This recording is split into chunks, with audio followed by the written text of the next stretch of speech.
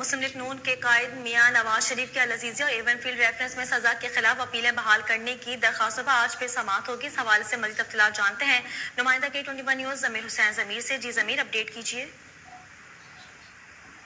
جی بالکل، سابق وزیر اعظم میاں محمد نواز شریف کی اپیلیں بحال کرنے کی درخواستوں پر آج سماعت پھر ہوگی. اسلام آباد ہائی کورٹ کے جسٹس عامر فاروق کی سربراہی میں 2 رکنی بینچ جو ہے وہ آج پھر سماعت کرے گا. عدالت نے اپیلوں کے مستقبل سے متعلق نیب سے آج جواب طلب کر رکھا ہے.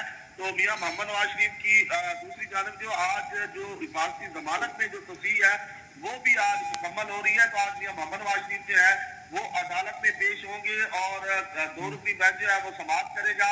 تو آج بھی تیاریاں جو ہے وہ مکمل کی جا چکی ہیں. سیکیورٹی جو ہے یہاں پہ ہائی الرٹ رکھی گئی ہے اور بھاری نفری جو ہے اسلام آباد پولیس کی تعینات کی گئی ہے. اور یہاں پہ میاں محمد نواز شریف اپنے وکلا کے افراد جو ہے وہ پیش ہوں گے اور نیب کے جو پراسیکیوٹرز ہیں وہ آج عدالت میں اپنا موقف جو ہے اس سے آگاہ کریں گے. تو میاں محمد نواز شریف آج جو ہے وہ آج خصوصی طور پر جو ہے وہ مری سے اسلام آباد پہنچیں گے اور عدالت میں پیش ہوں گے. جی بہت شکریہ ضمیر حسین ضمیر تفصیلات کے لیے.